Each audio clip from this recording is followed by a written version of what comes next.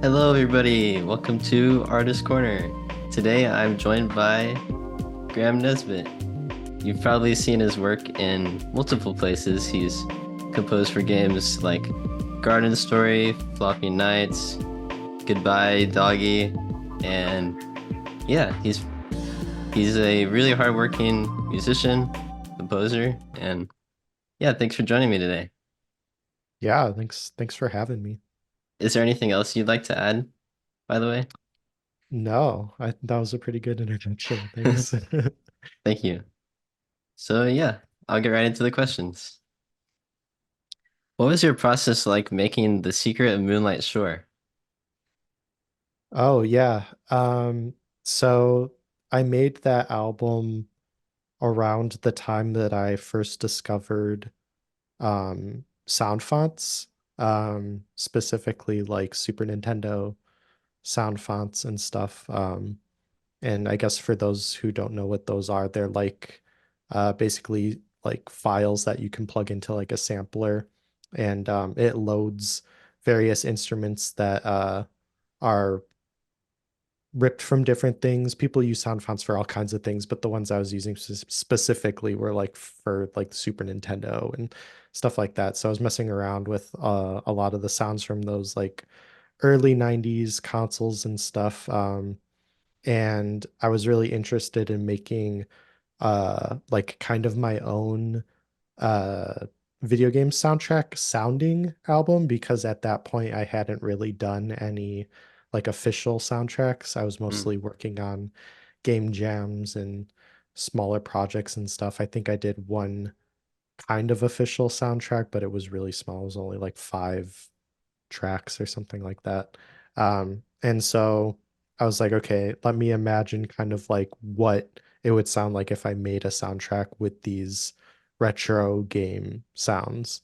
And yeah, basically the process was just kind of playing around with those sounds and kind of getting a vibe based off the different sounds that I liked. There's a lot of like Yoshi's Island sound fonts and like even some Animal Crossing sound fonts, and like Donkey Kong Country, and just picking out ones that like really stuck out to me as like something I liked, but also something I felt that I could do something new with. And so yeah, eventually I had enough songs that I made with those to kind of compile uh on an album, and I put it out there. And yeah, I think it turned out exactly kind of how I wanted it to. So I know that Musical Artifacts is a website that a lot of people go to for sound fonts. I was wondering if there are any other kind of resources that you use to find sound fonts. um at the time I was making that album, I was using this website called williamcage.com. Mm. And William Cage is like another composer that does a lot of sound font based music in that like Super Nintendo style primarily. And his website has I don't know if it's still active, but at the time it had like a huge archive of those older sound fonts, and so that's what I was using primarily for those. Are there any kind of techniques that you use to make sound fonts sound more realistic? um Realistic in kind of what sense? I guess sometimes if you use sound fonts, you can tell that it's coming from a DAW when you listen to it. Mm, So I guess it would be realistic in the sense that if you're listening to a song using sound fonts that's more upbeat or dance inspired, that you can dance to it. And if it's more melodic or ambient, that you actually feel that in a way. yeah, I don't know if my goal was necessarily getting them to sound realistic, more as it was trying to make it sound more polished in the sense that I wanted to achieve the sound. So like for me, that sort of involved messing with a lot of the like envelope settings in the sampler I was using in Logic, which is my primary DAW that I use. Um, and just like messing with like the attack and decay and all of that to kind of get the sounds a little more rounded out. And of course, like um, with modern DAWs, you have a lot more liberty in affecting the sounds that composers back then didn't. And so I would use a lot of like effects like delay and stuff just in Logic itself to kind of like enhance the sounds a little bit instead of just running them dry. And so I think that kind of gave it a slightly different texture than if I were to have used like a tracker or something for 16-bit sounds or whatever. So Yeah, speaking of 16-bit sounds, by the way, have you ever used Pico 8? yeah, I have. I actually made an entire EP Oh, nice. using the Pico 8 tracker. Um, it was really fun. Yeah, there was a while where I was making a lot of Pico 8 tracker It's music just because it's like I think it's a really accessible tracker for people that are new to composing in a tracker because it does have like kind of a piano roll type feature in it where you can like move the notes around manually. yeah, But it's a great integration between uh, punching in different values into the tracker and then editing them. Like it has a very nice visual representation of where your notes are. So yeah, I love Pico 8. It's me great. too. Yeah, I haven't talked about this before, but I joined a game jam a while back and I was using Pico 8 for the game jam. Sadly, the game we never continued working on it, but it was so fun to learn how to use Pico 8 and yeah, it's a great tool to use. Yeah, for sure. And it's been around for quite a while at this point too. So there's a lot of like support for it and a lot of tutorials online at this point. So Yeah. yeah. Also, the art for The Secret of Moonlight Shore, who was made by Adam Meredith, is Mhm. really pretty. I was Oh wondering, yeah. when you started, did you have an idea for how the art would look, or did that come later? Um, I think that came much later on. Um, I think it was near the end of the period of which I was kind of compiling everything together. And he was someone that I knew at the time. And I commissioned him to do an album cover for me. But a lot of it was based off of during that time when I was making that album, I was using Pinterest boards really heavily for like mood board and inspiration. And I think the art that was made for that album was uh heavily referenced a lot of that stuff that I was putting on my mood board. So a lot of it was like just really colorful, like Nintendo key art and stuff like that, because I wanted it to kind of reflect that mood in the music. Yeah, So Pinterest is actually pretty great for that kind of thing. It's social media, but without all the bad stuff, you know? You get a ton of inspiration from it if you know where yeah, to look. yeah, no, I still use Pinterest quite a lot for many different things.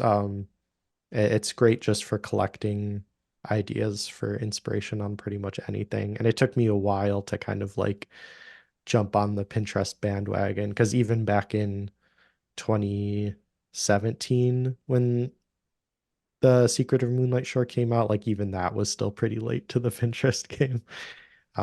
But yeah, use Pinterest. It's good. How long was the process when you composed for Garden Story? Like from beginning, like from the start of when I jumped onto the project till release, like the entire process. Yeah, if you don't Um, mind. oh yeah. No, so I'm trying to remember. I I think it was like 2017 going into 2018. Um, I met Picogram, the developer for Garden Story online. Um, we were just like mutual fans of each other's work. And we started communicating just over Twitter. Um, and it was actually Secret of Moonlight Shore. That was the album that they heard. And they were like, it would be really cool if you can make this kind of music for some projects that I'm working on. And so I kind of have that album to sort of thank for, putting sort of feelers out there to give other people to latch onto and getting a sense of like the style of music I wanted to write. But yeah, we started working together on just a couple hobby projects early 2018, and then eventually it slowly morphed into Garden Story, kind of by summer of that year. Um, and Originally I just did like a very small kind of handful of tracks for the game. And we had no anticipation at the time of like really where the project was going. It was kind of Mm. more of a low key thing. And then when the publisher, Rose City Games, got involved, then it kind of turned into a full-blown indie game project. And so from 2018 until uh 2021, I think is when the game came out. Yeah, I'm pretty sure it's 2021 is when Garden Star came out, late 2021. So it was like, almost it was like 3 years of working on that game. And I was doing some other things uh alongside creating the music for that game. But Yeah, it was kind of like slow, kind of steady hobby work for a little while, and it just kind of went into full gear once a publisher got involved, and we started working on it like it was our like main gig, like main project. And so that's when it went from like, 8 songs to ending up being like 32. So I love hearing that kind of thing when something starts out as this passion project and mhm. then it can be turned into something a lot bigger. It's always Yeah. inspiring. Yeah. It was great for me because it was the first time that I was like making music for a game in that professional capacity, where like there was a publisher involved, and everybody was working on this goal of getting it launched on, major platforms. It was really exciting. So Yeah. yeah. And I'm not as familiar with the process of game development, but with a publisher, when you have a publisher versus a team that publishes on their own, does that change how the flow works at all? Um, it certainly did for me in the capacity of which like just from my experience. I think that uh well, I can only talk from like my experience with it, which is that uh when Rose City got involved with Garden Story, we had a lot more structure to our work. I think if there's a lot of people that are making their own hobby games and publishing themselves, you kind of have to create that structure and that sort of like timeline and organization, all that on your own, which can be kind of tough. But if you're working for a publisher, or at least when I did, there's people that are dedicated to doing that. And so all of a sudden everything is like much more organized. There's like deadlines that you have to meet. You know, you know what you need to do kind of by when. I think that's kind of one of the key differences between those two things. And also, the opportunity of getting things put on platforms and um, things like that. And there's some other opportunities I think that can come out of working with publishers that maybe some people who self-publish don't. But from my experience, those were kind of like the key things that changed. Yeah, and from my understanding, I guess it would probably benefit different people in different ways, and it's probably different depending on what you want out of your game. Yeah, I don't think there's really one right answer. Like, I think it's totally dependent on the person and like what project you're working on, what your goals are for it. Like, it's completely like a case by case scenario. So, Yeah. yeah. What are some games that have left the most impact on you? Um, well, the first game that made me want to get into video game music or just kind of like piqued my interest in it was Donkey Kong Country. Great Like, game. yeah, I'm like super huge fan of those soundtracks. And specifically the Dave Wise ones. The third one is also great. But like his music, I remember like being like pretty young when those came out. And my older brother had a Super Nintendo that we all kind of shared, and I would play those games and I would just leave the music on and like jump around my bedroom to like bonus room blitz or whatever. Um and it just stuck with me so much that I found myself as a kid wanting to come back to it just to listen to the music. And then I think there was a certain point when I was like 10 or something where I was on my like family computer or whatever, and I was like, like someone had to write this music. And so I like looked it up and I was like, oh, like it's crazy that there's people that are actually like composing music for video games. And I feel like it would just opened up this whole kind of new world to me.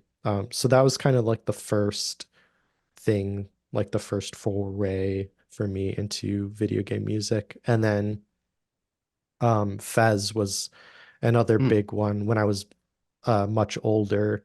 Originally, I was going to school and I wanted to do film scoring was kind of I was assuming that was kind of going to be my main thing. It was between wanting to do film scoring and doing like music production, like studio work and stuff. Because at the time, I still had that seed of like it'd be cool to make video game music, but I didn't think it was actually like viable.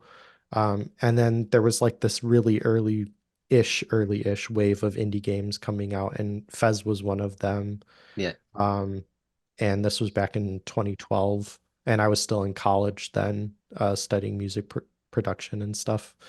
Um, and I was like, wow, this this soundtrack is amazing. Like it completely opened my mind to like um the things that people were doing in the current landscape then of video game music, and that indie games were a thing and that it was tangible for kind of like a person who wasn't hired at a AAA company to make a video game score.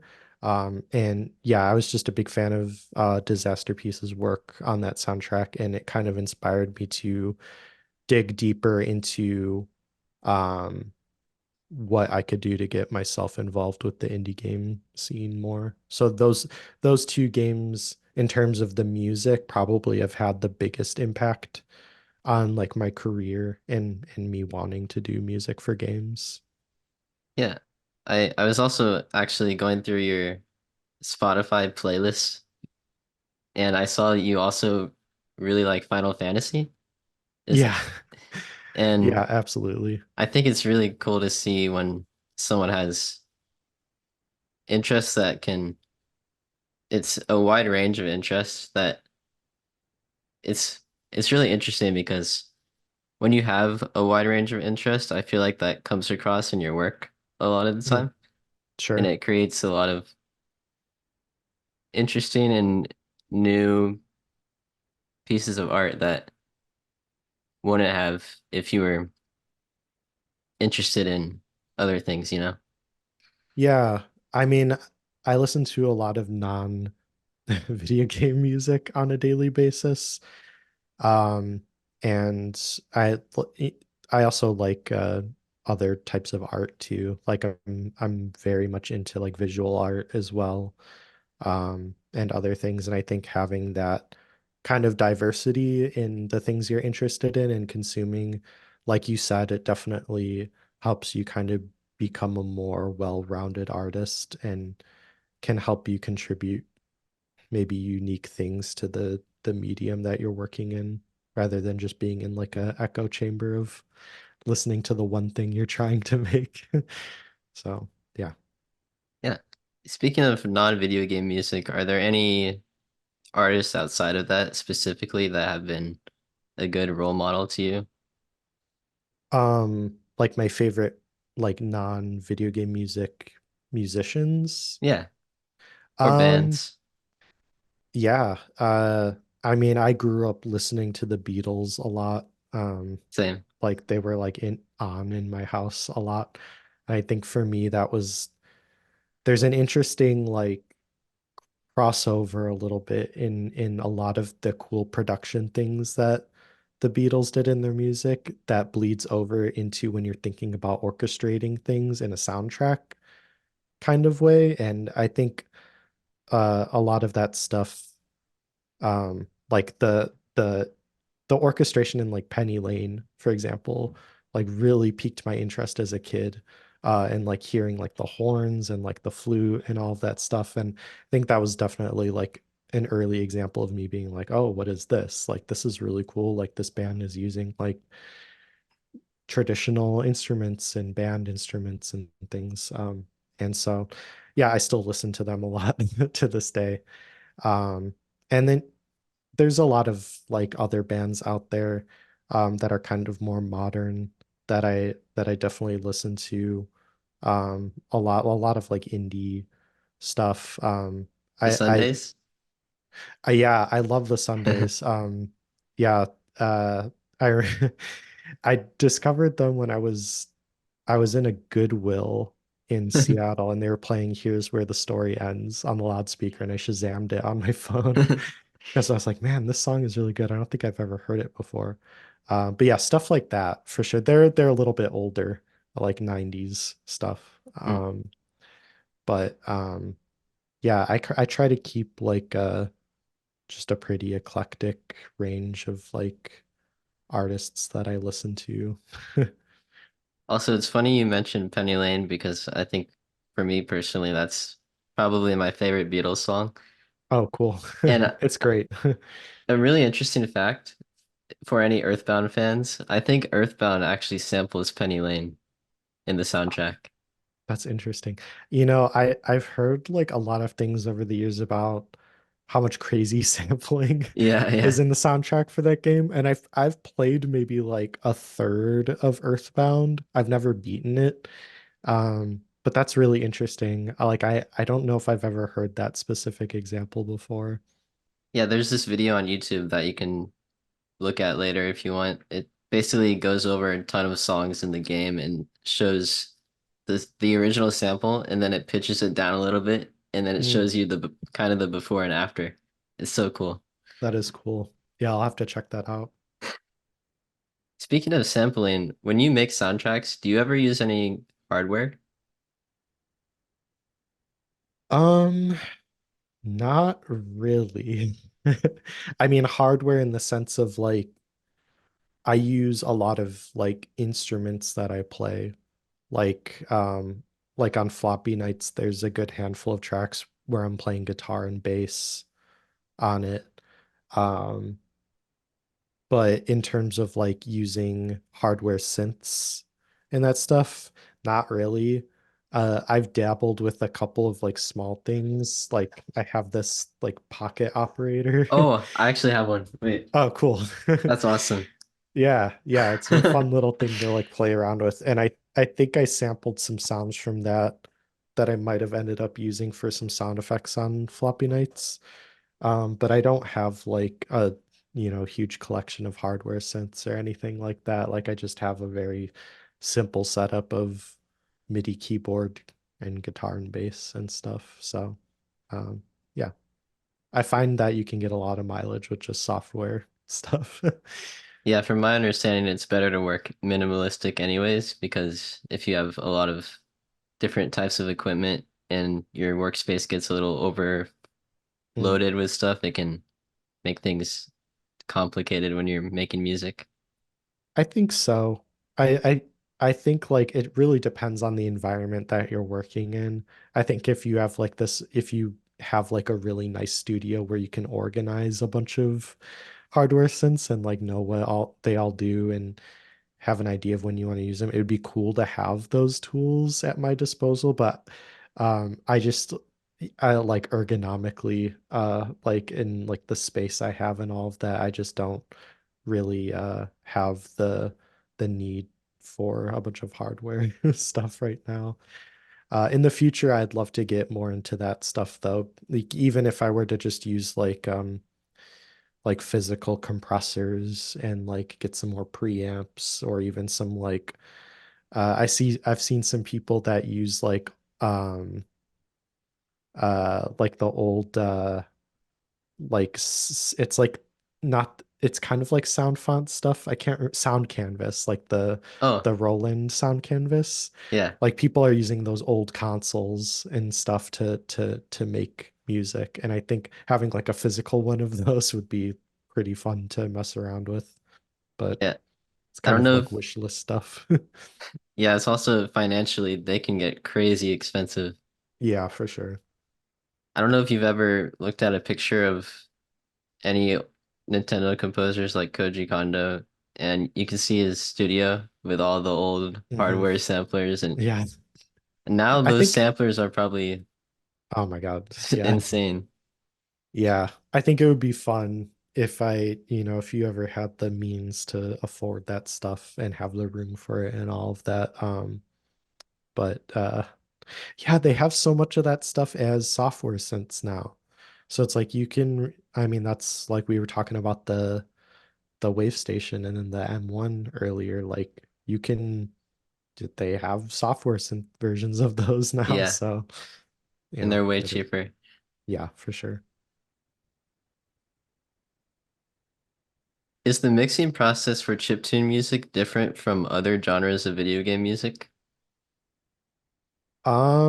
Yeah, for sure. I mean, especially if you're talking about like tracker chiptune, uh like from when I've worked on stuff, like it's more of a matter of balancing the volume between the different instruments and making sure that the clarity of the different parts that you're writing are coming through in the way that you want to. Um, there's not as much there's not as many extra elements to mixing like chiptune in a tracker as there are is like a if you're writing like a mock-up orchestral video game thing in like Logic where you have to think about all of these other reverb and all of this other stuff. And so it's definitely different. And it can be different in a good way because I think for me when I'm making chiptune stuff, even if it is in a DAW, but especially if it's in a tracker, it really just eliminates a lot of the distractions and makes you focus on the part writing and the melody and the harmony and the rhythm and everything like that. So, yeah. And when you work with chiptune music, do you have to focus more on the frequency range so that you don't have any clashing sounds? Um, I don't know if I really think about it too consciously because I think uh like if we're specifically talking about like tracker based chiptune music, like I tend to think very much in a like linear way in terms of like this is the bass part. This is kind of like the lead melody. This is the harmony part. Mm. And when you're thinking that way, it's very, I find it, at least for myself, it's very hard to get in a place where you find that you have too many clashing things because things kind of, they disperse in a natural way to where there aren't too many conflicting frequencies. But if you're talking about like sound font music, which can sometimes be considered chiptune. I don't know. These days, like people really like to get nitty gritty over like naming convention stuff and labeling and all of that. But um, then I can see it becoming more of a problem. But if you just have like four tracks and like four voices to work with, I think it would be kind of a challenge to get to a place where you're really making all of those voices clash with each other in an unpleasant way. So, Yeah. Can I think for a second? oh yeah, sure.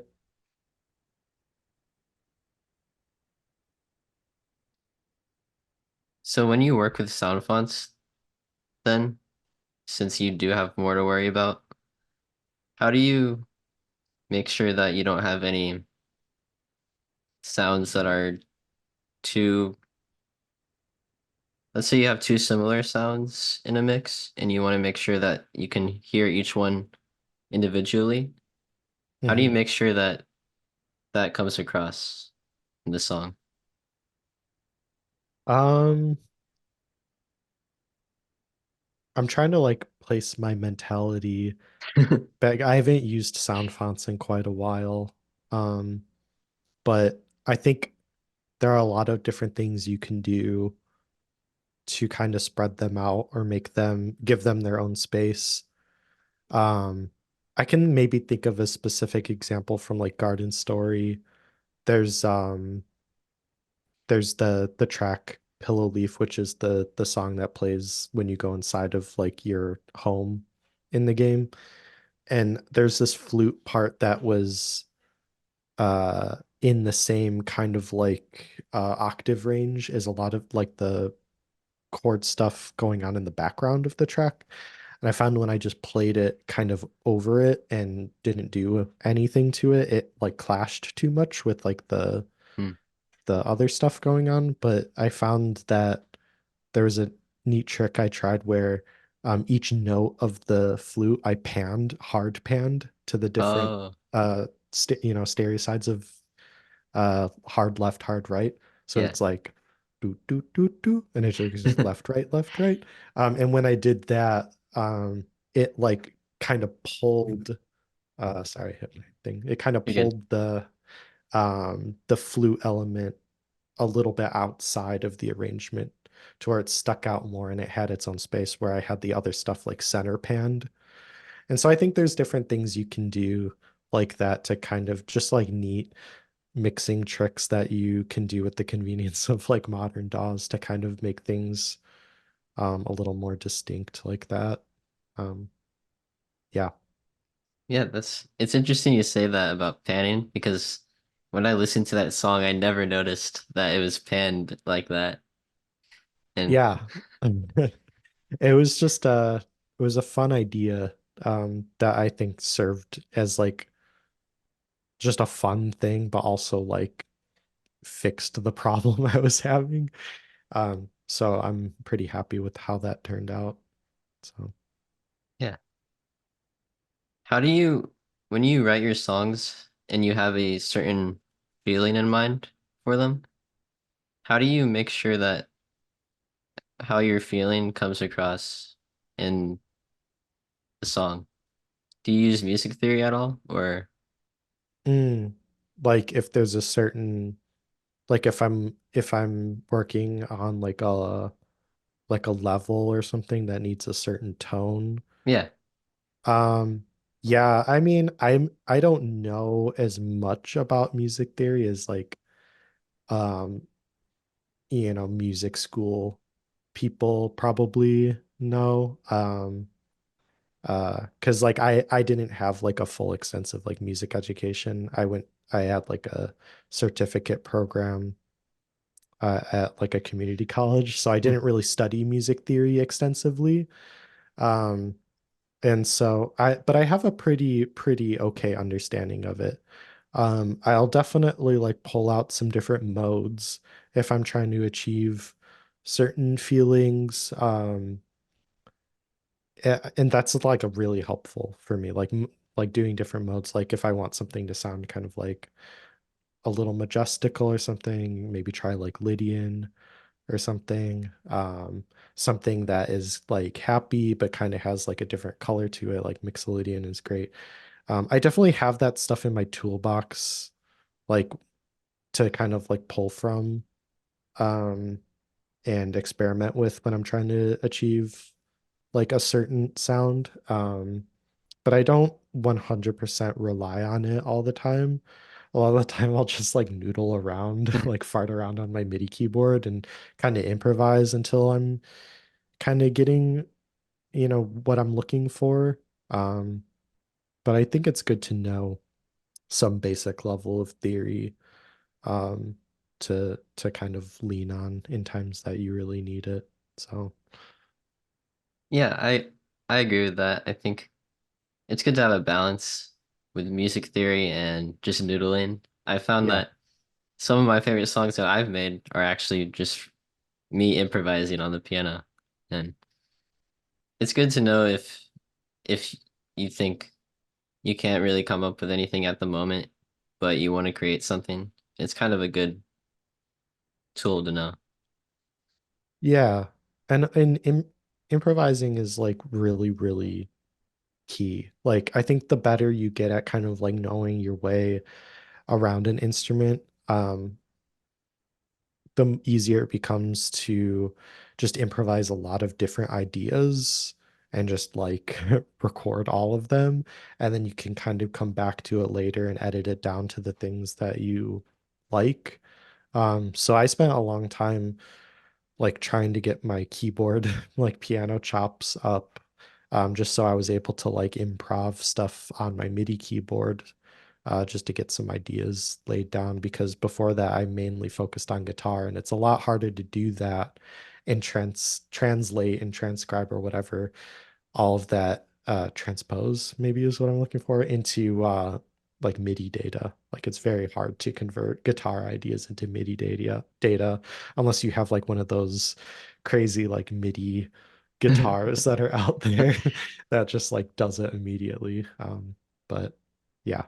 Um, but there are other things that like different scales and stuff. Like there's times when I'll feel like, oh, like this is kind of supposed to feel a little like, emotionally ambiguous. Maybe try like a whole tone scale, some like impressionistic kind of thing. There are a lot of cool different things that I think are worth knowing so you can try them. Because if you're just kind of like reaching in the dark and trying to maybe achieve those sounds without that prior knowledge of what they really are, it can be hard to kind of get to that place. Um, Versus if you already know that like that's what a diminished chord sounds like, that's what a whole tone scale sounds like, that's what that mode, Dorian or whatever. Like it becomes easier to get that sound if you know what it is. You can just be like, all right, that's what's needed here. So, yeah. Yeah, it's one of the things about being a musician or artist too is that even if you have a lot of good ideas in here in your head, it's really hard to actually get that out there if you don't know the right words and the right, not even the right words, but just if you don't know how to get it out there. Because there's always a way to learn how to do that, I think. The hard part is just having the right questions, the right terminology, all this stuff. Yeah, I think that's a really good point. Everything is like kind of just to make it as easy of a transition from in your brain to out into the world. Yeah, that's a good point. I'm sure it differs between every song, but how loud do you often mix your bass compared to the drums? Oh, that's an interesting question. Um, yeah, it that really varies, like soundtrack to soundtrack, song to song. I don't really have a standard that I go to. It's just what feels right for whatever track I'm working on. Um, and it depends on like what kind of genre I'm like trying to emulate or like inspired by. There are a lot of different factors. I definitely don't have like a go-to, like this is, where the drums need to sit in relation to the bass. It's just all based on feel for what is right for whatever thing I'm working on at the time. So, I I was gonna make a bad joke, but I'm gonna hold it back for a second. okay. But well, now I feel like I have to say it because you said based on something, Mm, and I thought bass. yeah. I shouldn't have said it. BASS apostrophe D. That's why this is not a comedy podcast. But are there any tricks that you use to make the bass or the drums more punchier in the mix?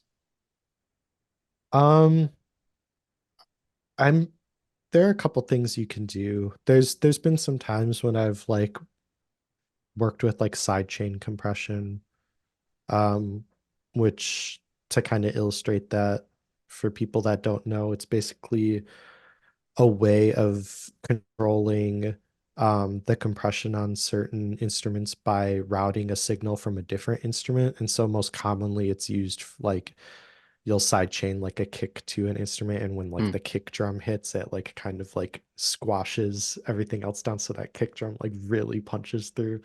And I know there's been a couple times where I've used that. It can be tricky though, because I when you're doing stuff like that, uh it can get really intense really quickly, and for a lot of soundtracks maybe you don't want that intensity. Maybe you just kind of want the kick drum to be sitting as like kind of an element like all the other stuff. But I mean, aside from that, something that I've been really more conscious of uh during kind of more recent soundtrack work is like EQing, and like really kind of making sure that each thing has its own spin, which is like kind of music production kind of 101, or like mixing 101. But back when I was making like the sound font stuff, I wasn't really thinking about EQ. And I think there's like a natural kind of way that those sounds sit with each other anyway, to where like you can put a lot of those like sounds together in a track and not touch an equalizer, and it'll probably sound pretty good. And that's exactly what I did. I think there's barely any EQ on my old sound font stuff outside of maybe some mastering stuff. But the more that I kind of like have explored with different sounds and incorporated guitar into my work and stuff, and other instruments and stuff like that over the years, the more I found that it's like really kind of important to make sure that um, things are kind of resting within their own bandwidth, and or like ducking where other instruments are have a boost and things like that, to try to get them to stick out in the mix a little bit more. So Do you have any advice to train your ear better as a composer and be able to recognize that stuff more? like production techniques, like mixing techniques. Yeah, just mixing techniques in terms of volume and I guess just when you're listening to other music and you're trying to understand what's going on in those mixes and seeing Mm. how to train your ear to understand that more. Yeah, I'm not really sure. I think it just comes from like being familiar with the process and what those tools are. And like the more that you experiment with it on your own and in your own process, you'll start to hear it and recognize it in other things. And then once you get to that point, I think it becomes easier to identify when people are doing like interesting things with those tools and be like, oh, I've never tried that before, you know. But I don't know, because like it's really easy to just listen to music and Yeah. not be conscious of a lot of, I still do it. Like I'm not when I listen to a lot of like the bands that I like, or even a lot of soundtracks, like I'm not necessarily thinking about like, how's the compression sounding on this? Because if Yeah. it's done well, you might not even think about it at all, But um yeah, that's an interesting question. It's not something that I really think about too much unless I'm actively seeking out like, okay, let me listen to this soundtrack I really like, and really kind of deliberately listen to how it's mixed, or how the compression or reverb is integrated into the overall picture, and can I emulate that with my own tools? Yeah, I don't know. I think instead of maybe thinking about it when you listen, then I guess a way to get better at that would be to maybe remake stuff instead and actually put it into practice. Yeah, I mean, like I always think that's a good idea for for people that want to get better at a certain craft, the more you can like remake or like learn the process of like people that are making art that you like, the more that's going to serve you. Like when I was learning guitar, when I was really young, like like I do the thing where like most people learning guitar do is you just learn as many songs as possible. And I think in for video game music, like there's a lot of times where uh when I was making stuff trying to get into doing like MIDI music where I would just like try to make songs in different composer styles or try to get like a certain sound, and it allows you to kind of dive pretty deep into not only like the literal sounds you need like and the production things that you need to achieve those sounds, but also like the mentality Hmm. behind like the different style of composing and things like that. And I think there's a huge like database of resources out there on the internet. I've definitely like gone down the rabbit hole of even just like downloading MIDI files of like people have really spent a lot of time like transcribing MIDI data of like old classic video game soundtracks. And sometimes like I spent a lot of time just downloading a lot of those and just looking at the notes and like kind of peeling back like what's really going on here. And I think that can be really helpful for people that want to get better at that kind of thing. So I definitely recommend doing that for sure. Yeah, and I recently remade one of your songs actually, and I mean, but for listeners who Yeah, don't know. And yeah, I learned a lot just from doing that. I also I tried to after I remade that song, I started working on my own song that was inspired by your style. And yeah, that's awesome. I learned a lot just from remaking that one song and then going and making another. I learned a lot through doing that. And yeah, definitely recommend remaking stuff. Cool. Yeah, I'm really glad to hear that. That's cool. So, can I think for a second? Sorry. Yeah. When you're composing, do you have different stages? Um, I think it again, like this is kind of my answer to some of the other questions, but it definitely depends, like project to project. Like there's different steps of the process that come earlier for certain projects that I'm working for, Yeah. and some steps of the process that come way later. Like, sometimes I'll be working on like a game and like the there'll be a build of the game that I can play that's like fully playable and all of that. And I can like kind of get in and get a feel for like what the game feels like before I even start writing anything and take a lot of notes to how I want it to feel. Um, yeah, before I even start composing. And then there are times where like I'll have like a very limited amount of things to go off of, like a picture of a level or it's like concept art or something, and I'll just have to like improvise a bunch of stuff until I kind of get to where I think I might be going. So there's not kind of like one set in stone way. It definitely depends on like what resources I have available while I'm working, and kind of just too like if I want to experiment with different things. Like I think that process of improvising things before you have a lot of information can be fun and actually be useful sometimes.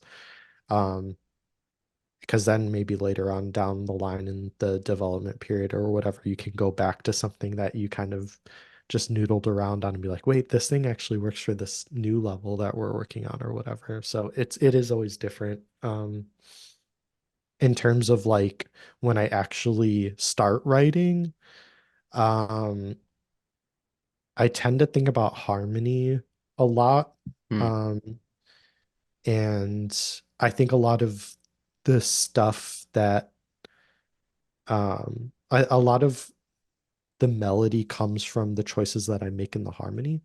Like I kind of tend to gravitate towards playing around with different chord progressions kind of first.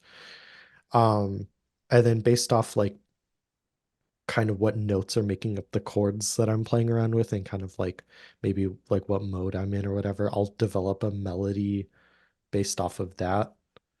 Um, and just kind of thinking about everything kind of in the context of like chords and harmony and stuff like that.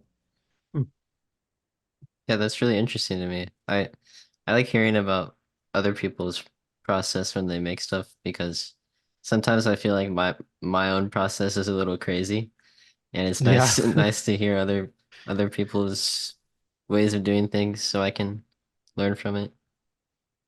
But What's your process kind of look like? to be honest, it's a lot of just trial and error. Yeah. That's mine. Hmm. But I mean, yeah, it's a lot of fun.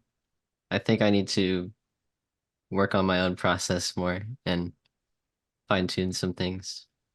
It's always like a work in progress for everyone. And I don't think there is ever like one right way to kind of do it, even just for one person. Like you're probably like everyone jumps around from different processes all the time for different projects. Um, but yeah, trial and error is definitely like a big part of any composing thing for me too. And I think the more you get comfortable with working on things, the more you get comfortable with just kind of throwing everything at the wall and seeing what sticks.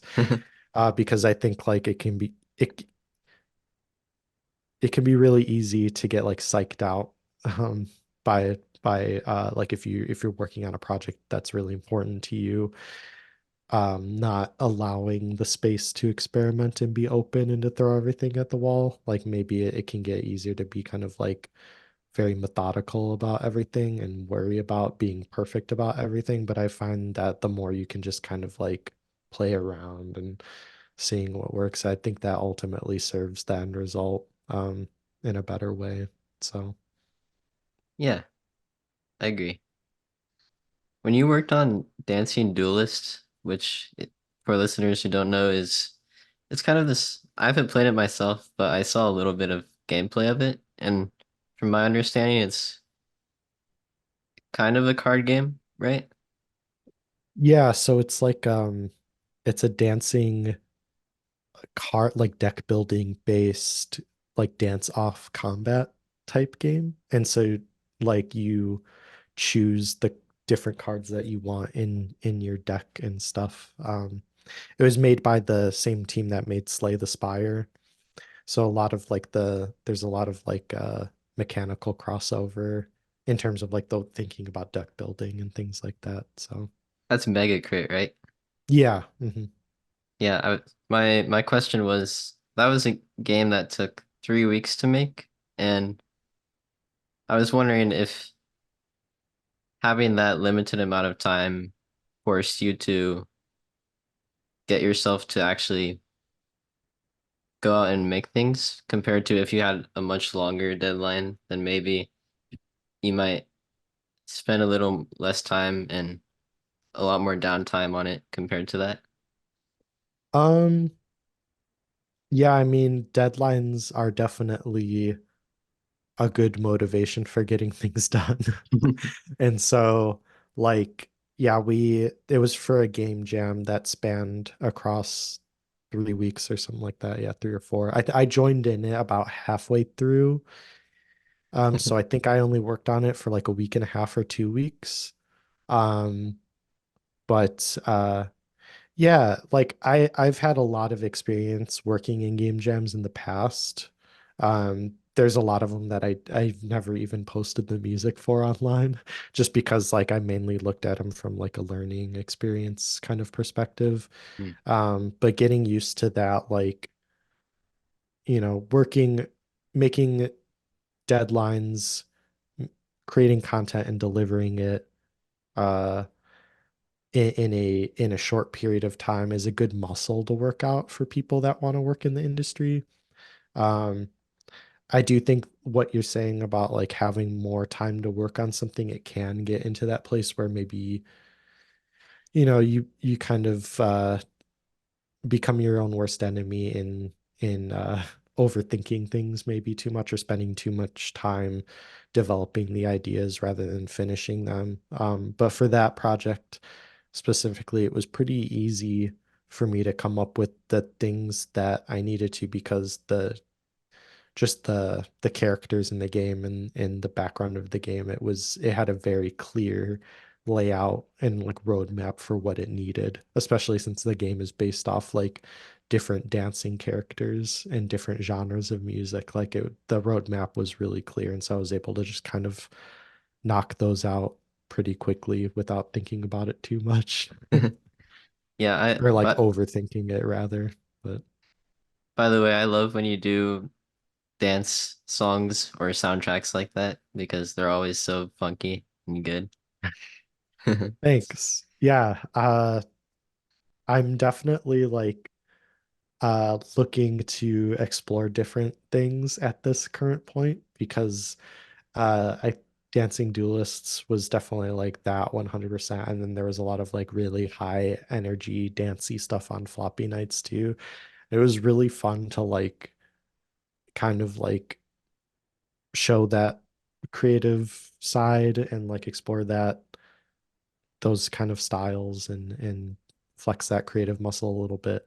Um, but I'm definitely like kind of wanting to work in more like atmospheric music again because I just like to keep like a nice amount of diversity in what I'm working on. And it felt like I was doing a lot of that for a while, which is cool, but I'm kind of like excited to work on other things. So It's funny you say that you're wanting to work on more atmospheric stuff because I'm someone who makes a lot of atmospheric music, and more recently I've been trying to make more upbeat music yeah. and dance inspired stuff. So I think that that's a funny coincidence. Yeah, no, I think it's just like when you're working in a certain style for so long, like you kind of get to a point of where you are just wanting to kind of stretch your mind into other places a little bit, Yeah. and that's okay. I don't think there's anything wrong with that. So Yeah. Can I think for a second? sure. How are you doing so far, by the I'm great. This conversation is really fun. way? I'm glad. Are you a Haruki Murakami fan at all? I am, yeah.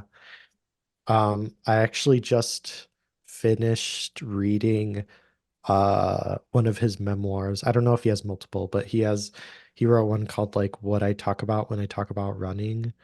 And I read that on a plane a little bit ago, like 2 months ago or something like that. Um and yeah, it was interesting because like that's the only piece of non-fiction of his that I've read. But I've read a good amount of his other stuff like Norwegian Wood and Kafka on the Shore and um there's a few other ones that I've read. But yeah, I love his work. It's great. Yeah, I the reason why I asked, actually, maybe I won't say because Okay. I want to kind of be like Nardwuar, you know? But Sure. but yeah, I've read one of his books before. I forget the title of it, but it's about this middle-aged guy, and I think he's, from what I remember, he's quitting smoking, and he also there's a lot. It's weird Oh, with is his it books. Wind Up Bird Chronicle? Yeah, yeah, yeah. Yeah, yeah. I'm like halfway through that book. Me too, It's yeah. a chunky one. Yeah, It's that's a what it's a long one. I was gonna try to explain it, but there's a lot of stuff that goes on. As is with most of his books. What do you think of the book so far? Of Wind Up Bird. Yeah. Um, well, I had to put it down a little. I haven't picked it up in about a year. So I'm kind of trying to remember a bit about. I mean, I recognized it from like the plot points you were bringing up. It's interesting. I think a lot of his work, and like this appears in that book too, is just like it. I like how he explores just like different surrealist kind of elements Yeah. mixed into very like it's interesting. Like a lot of his books have this like contrast of like mundane Yeah, reality yeah. mixed with like these like surrealist kind of like ideas, and they come together in a really interesting way. And I think based off the amount that I read of that book, like I was enjoying that one too. I just haven't gotten around to finishing it. So, Yeah. Also, when I said earlier that I was trying to be like Nardwuar, I was joking. oh, that's okay. But I think actually the reason I think it's important to not try to be like someone else, especially in a space like this, when I think Mm, it's really valuable to be yourself. And I think it's okay to have role models, and that's a great thing.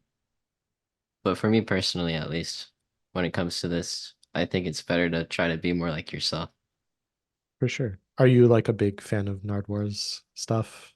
Yeah. Yeah, he's great. I watch a lot of his interviews with musicians and stuff. Yeah, I love also when he tries to get other people on. You can see clips of him try when he goes to shows and stuff, and he tries to go to the musicians, and you can tell if they're a mean person or not based on how they treat him. Yeah, that's I feel like there's a phrase for that that people have coined over the years.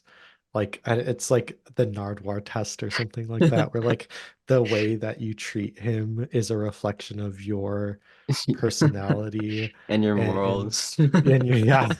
So that's funny because like yeah, I think people are kind of like really put off by how in depth he gets and just like how much knowledge he accumulates of people. But I also think it's just really fun. I really love it when he like gives presents to people and it's like something they mentioned like 15 years ago. And it's like, I heard you wanted this thing from this interview you did in like 2005 or something. Like, whoa, holy shit. Like I wasn't even expecting this. But And they always ask how the heck he knows, and yeah, he's it's basically fun. like the FBI. Yeah. But yeah, is there anything But in particular that you want to talk about? oh well, I was just gonna like just comment on your last thing about like trying to like find your own voice and not like get too caught up in sounding like people that your role models and all of that. Like Yeah. it can be kind of difficult. And I think there's a natural like curve to when you're learning something. It's okay to like mimic people that you like. That's how anyone gets good at what they're doing, I think.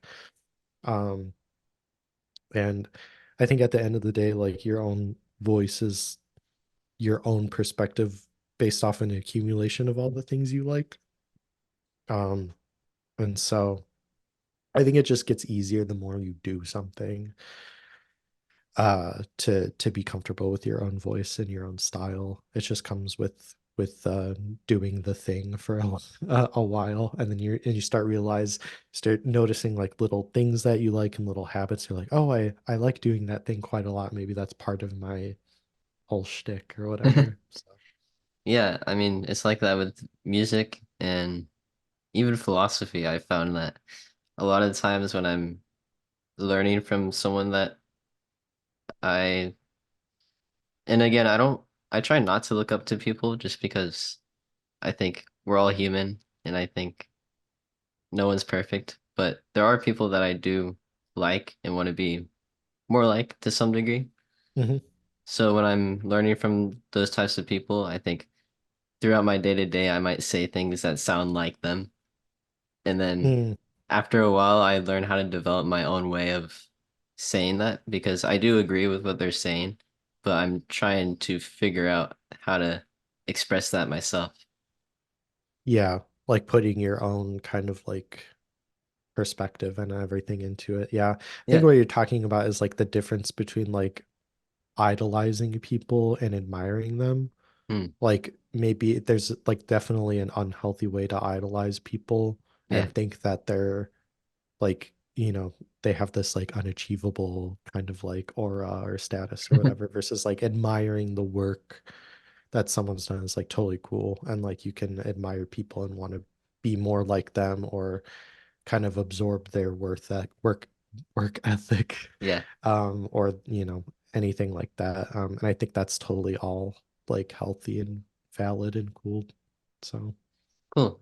Yeah, that helps a lot too because I don't have a lot of the right words, or I guess there isn't a right words to say. So yeah, sure. cool. Well, I guess that's gonna sum it up for today's interview, unless there's anything else that you want to talk about. Oh no, I mean this was fun. Yeah. Awesome. Thanks again, by the way, for joining me today. I had a lot of fun, and I'm a big fan of your music, so it's always it's always so fun to me when I can reach out to someone that I'm a fan of, and then they respond back saying that they want to be on, and it makes me really grateful because it's always fun. Cool. Yeah, I was excited to do this too. So Yeah, yeah, thanks for having me on. of course. So that's it. Thank you everyone for listening. I upload every Friday, and if you have any feedback for me, let me know in the comments below. And yeah, you can listen on Spotify, YouTube, Apple Podcast, and that's about it. See you next Friday. Bye bye. Thanks for listening. You guys are awesome, and girls.